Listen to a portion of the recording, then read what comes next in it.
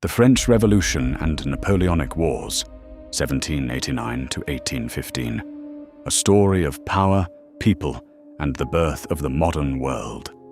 In 1789, in the heart of Paris, a storm was rising, not from the skies, but from the people.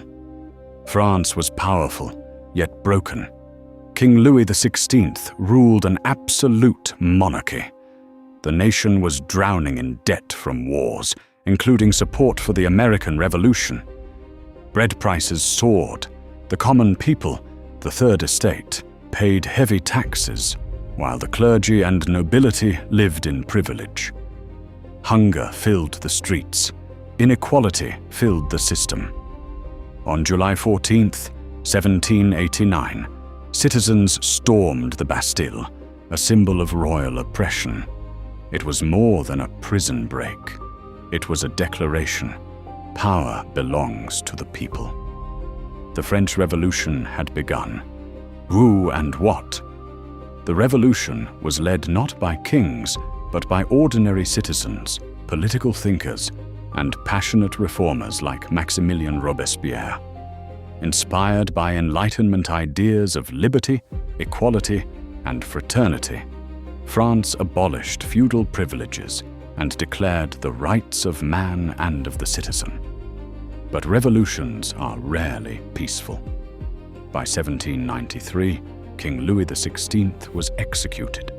Soon after, France entered the Reign of Terror. Nearly 17,000 people were officially executed by guillotine, and tens of thousands more died in prison or civil war. Fear replaced hope. Yet even in chaos, the old world was crumbling, and a new one was forming. Enter Napoleon.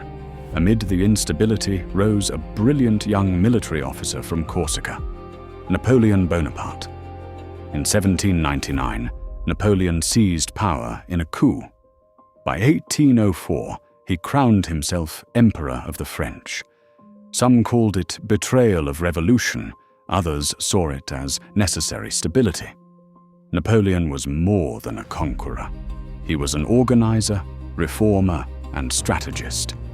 He introduced the Napoleonic Code, a legal system that guaranteed equality before the law, property rights, and religious freedom. This code influenced legal systems across Europe and still impacts laws today in countries from France to Latin America. The Napoleonic Wars, 1803 to 1815. From 1803 onward, Europe was engulfed in nearly continuous warfare. Napoleon expanded French influence across the continent, defeating Austria, Prussia, and much of Central Europe. His greatest victory came at the Battle of Austerlitz in 1805, where he defeated 2 emperors in a single day. At its height, the French Empire controlled or influenced most of Europe. But ambition has limits. In 1812, Napoleon invaded Russia with over 600,000 troops. Harsh winter, starvation, and scorched earth tactics destroyed his army. Fewer than 100,000 returned. It was one of history's greatest military disasters. By 1814, he was exiled to Elba. He returned briefly in 1815 for the 100 Days, but was finally defeated at the Battle of Waterloo by British forces under Arthur Wellesley and Allied armies. Napoleon was exiled again, this time to St. Helena, where he died in 1821. Outcome and global impact. Between 1789 and 1815, millions died in revolution and war. Yet the world was permanently changed. End of absolute monarchy in France. The revolution proved that kings were not untouchable. Spread of nationalism. People across Europe began to identify with nations rather than monarchies. Legal and political reform. The Napoleonic Code shaped modern legal systems.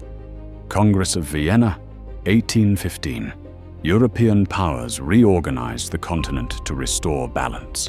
shaping borders and politics for decades. Rise of democracy. The ideas of equality and rights inspired future revolutions in Europe, Latin America, and beyond.